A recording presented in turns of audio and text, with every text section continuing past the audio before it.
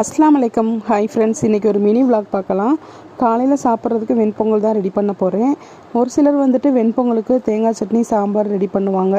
நான் வந்துட்டு தக்காளி சட்னி தான் ரெடி பண்ணுவேன். இது வந்து ஒரு 5 நிமிஷத்துலேயே ரெடி பண்ணிடலாம். சாப்பிட்றதுக்கும் அவ்வளோ டேஸ்ட்டாக இருக்கும். கண்டிப்பாக ஒரு தடவையாச்சும் ட்ரை பண்ணி பாருங்கள். 2 தக்காளி, ஒரு 3 பெரிய வெங்காயம், 4-5 பல் பூண்டு, 3 காஞ்ச மிளகா.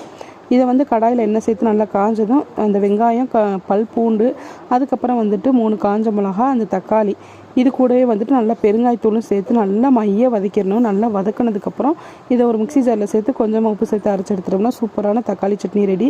பார்க்குறதுக்கு சிம்பிளாக இருந்தாலும் சாப்பிட்றதுக்கு அவ்வளோ டேஸ்ட்டாக இருக்கும். கண்டிப்பாக ட்ரை பண்ணி பாருங்கள். பொங்கலோடு சாப்பிட்றதுக்கு இன்னுமே டேஸ்ட்டாக இருக்கும். மதிய சாப்பாடுக்கு ஒலையை அடுப்பில் வச்சுருந்தேன். தண்ணி சூடானதாக அரிசியை போட்டுட்டு சாப்பிட உட்காந்தாச்சு. சாப்பிட்டு முடிச்சதுமே ஒரு டம்ளர் காப்பியை போட்டு குடிச்சிட்டு காலையில் கழுவ வேண்டிய பாத்திரம் எல்லாத்தையுமே கழுவி எடுத்து வச்சுட்டு மதிய சாப்பாட்டுக்கு ரெடி பண்ண ஆரம்பிச்சாச்சு. நீ நெக்ஸ்ட் வீடியோவில் மீட் பண்ணலாம். பாய். வீடியோ பிடிச்சிருந்துச்சுன்னா லைக் பண்ணுங்கள், சப்ஸ்கிரைப் பண்ணுங்கள்.